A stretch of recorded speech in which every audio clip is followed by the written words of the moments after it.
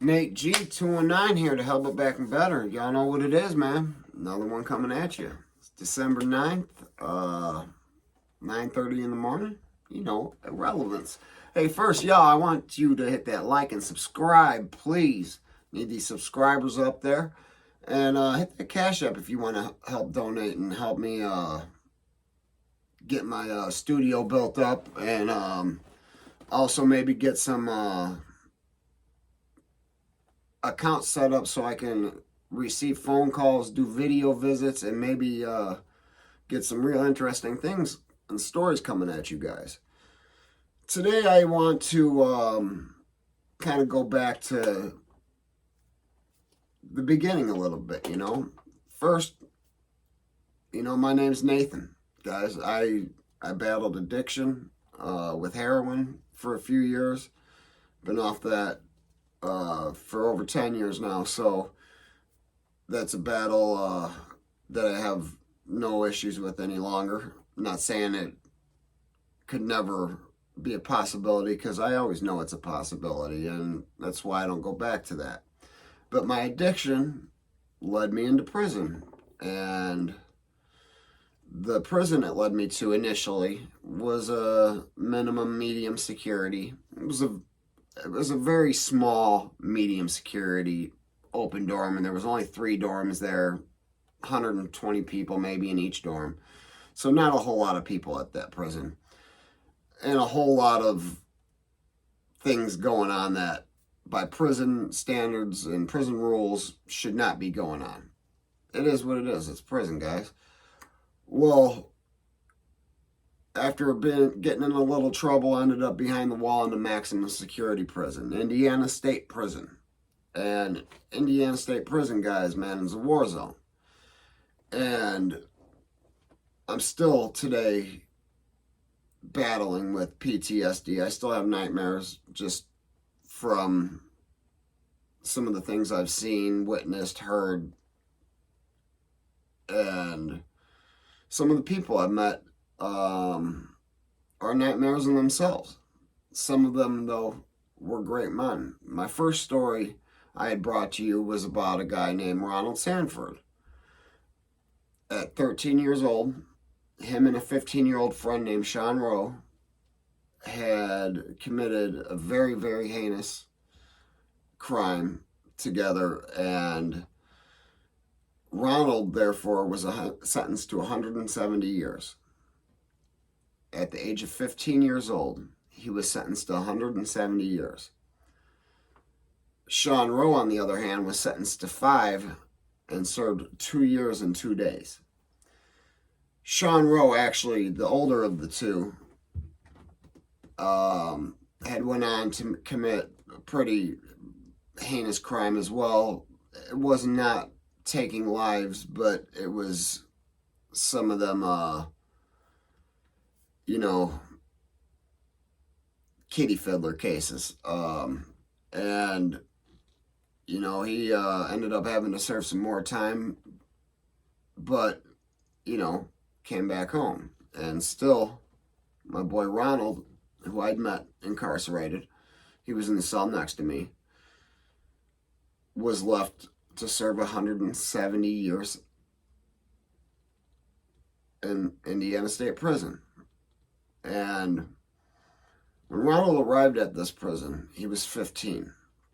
He was so young that they had to put him in the honor dorm for his own safety, because this prison was built to house people and keep them there for the rest of their lives, for the most part. Yes, people do go home, but not often. Most of the time, majority of the time, people are serving between 55 years, 65 years, that's an average murder conviction sentence, to, I know one doing 350 years, and not a life was lost. But the scarring he did to those women, he definitely deserved to serve 350 years. And too bad he can't stay alive for at least 250, because he deserves every bit of that. But Ronald Sanford was a man that I'm not going to lie, and a little bit maybe scared me, knowing that he'd been there since 1987 or 88. I don't know exactly what year he went back there. Or the crime happened in 87. So 88, 89, he went behind the wall of Indiana State Prison. Now, Indiana State Prison, especially at that time, was a very racial place. It was very violent. It's still very violent, but they've tried to minimize it as much as possible. But as far as maximum security prisons, there's only two old school maximum security prisons left in Indiana, and that's Indiana State Prison and Pendleton Correctional Facility, and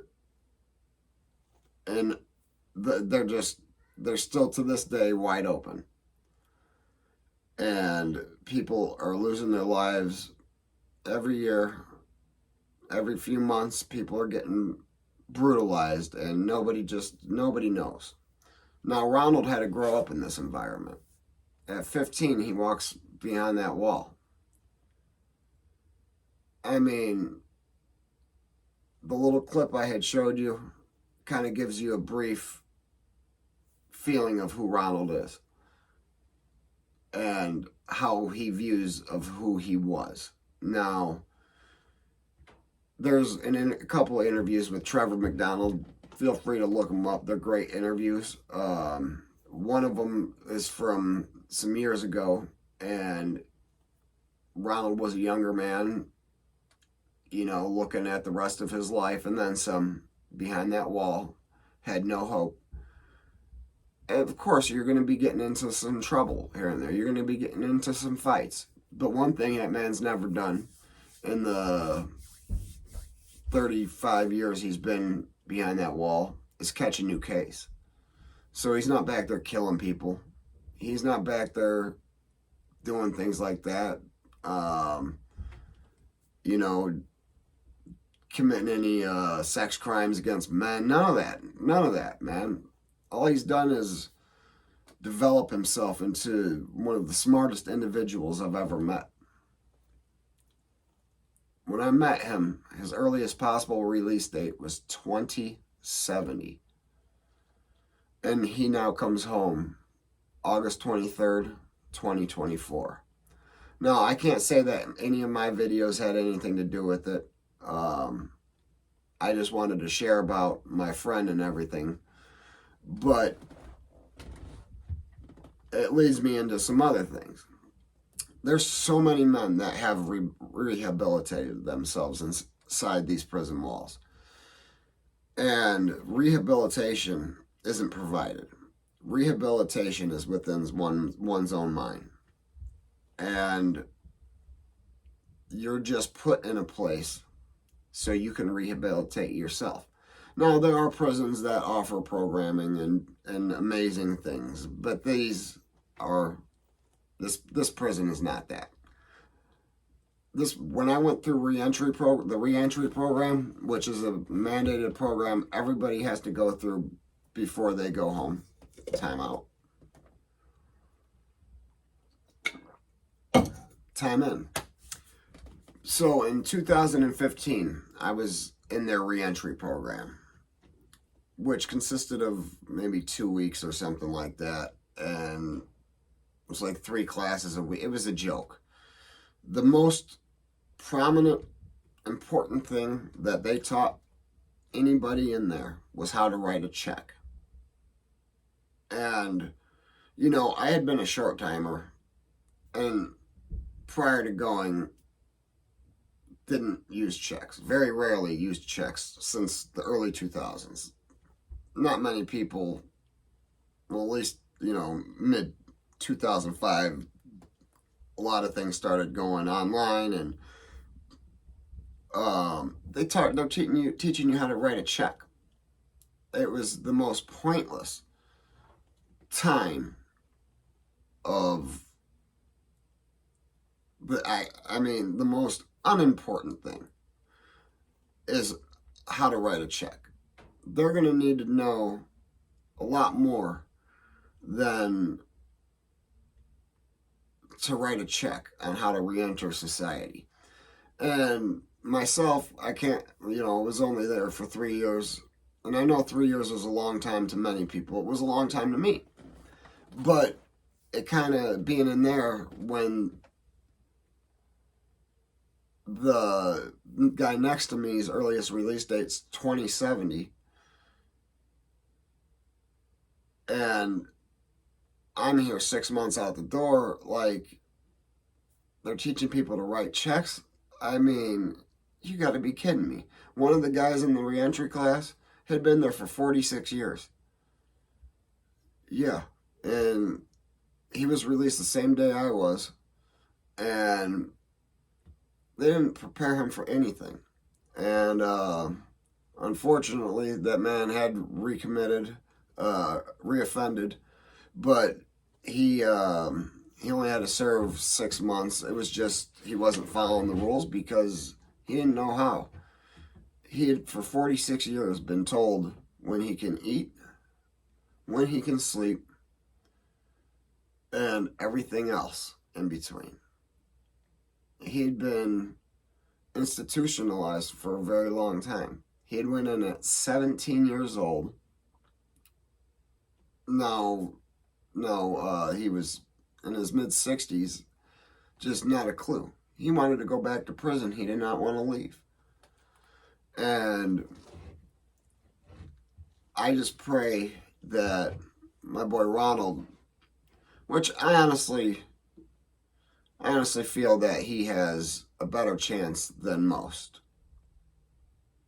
But I pray that my friend succeeds and he embraces it and accepts it, because it's going to be the most horrifying thing of his life. This is going to be more horrifying than walking into that prison. I know I was terrified to walk out of that prison, and I had only been there a few years, I'd only done a few years, and walking out of that prison, I was so scared. I didn't sleep the night before or the night I came home. None of that. No sleeping. Couldn't. It was hard, guys.